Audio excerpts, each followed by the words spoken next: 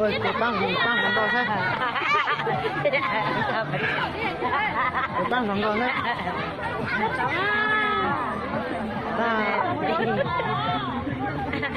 Qua biết đó. Quay cho lòng có sẽ tông một chút. Dạ, cái này chắc là có.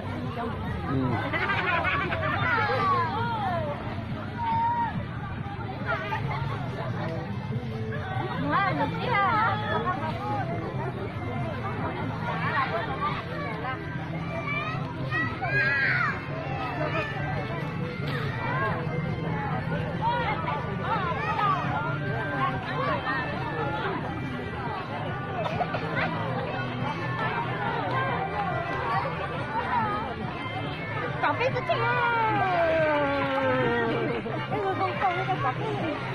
Tao có chọn này cho gì thôi. Cho chân thấy không có đâu. Dạ, thì tiếp theo đi. Mình sẽ nấu cái tới tuần đọc được sao đấy. Mình có cái tiền đấy nữa.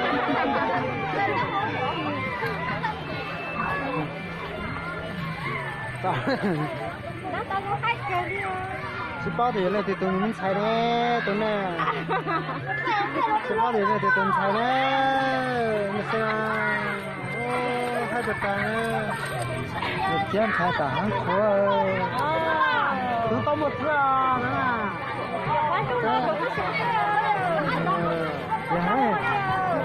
Hai một kiện trái nữa, một kiện trái nữa. Chọc ra.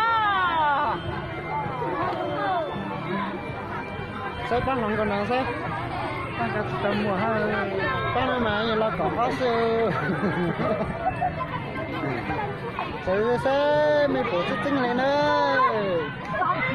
Ôi, lần cao sao chỉ mà Nhớ sao?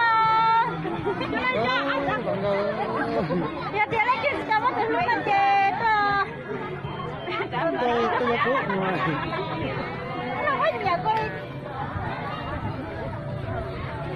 Tôi nhà tay nhân nó nói. Cái này thì tôi nó nói ở bên cạnh nữa. Tôi nhà tay nhân nó nói.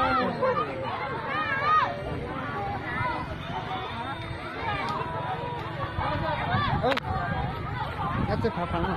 Chứ phải nó phải phải. Có một chữ cái tức thật đấy hả? Ôi, kia trái tụi lần rồi sao? Tụi lần rồi nó chưa? Lần đâu? Nó giờ hay một kiện tới rồi. Đấy một cần tới luôn đó. Dạ. Ôi, nhát gì phải cái mặt lần đó sẽ luôn đó nó. Tụi nó hay kể tạm đại học.